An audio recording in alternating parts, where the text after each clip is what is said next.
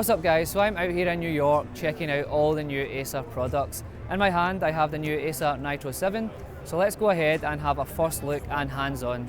So Acer is aiming the Nitro 7 at casual gamers who want the perfect balance between great design and performance.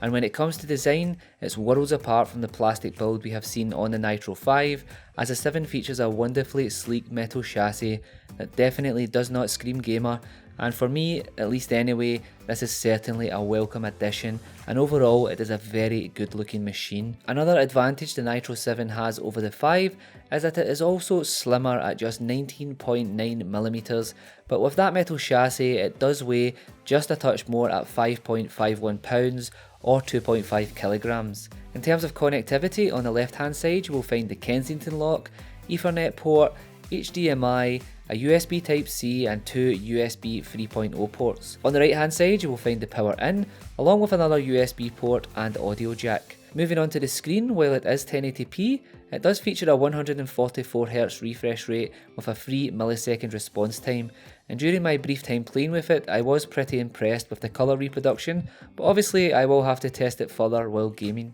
Speaking of gaming, it really shouldn't be much of an issue with Intel's latest 9th generation processors on board, alongside the latest Nvidia GeForce graphics cards and up to 32GB of RAM. If you have an extensive game library, you'll also be happy to know that the Nitro 7 will arrive with up to a 1TB SSD and a 2TB hard drive, so I'm pretty sure you can easily store your favourite games on here. Overall, I'm pretty impressed with the Nitro 7 so far.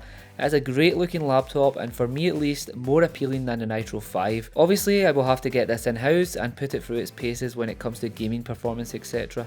Okay, so that pretty much rounds this video up guys. Let me know down below what you think of the new Acer Nitro 7. I definitely can't wait to get it in-house and deliver my full review.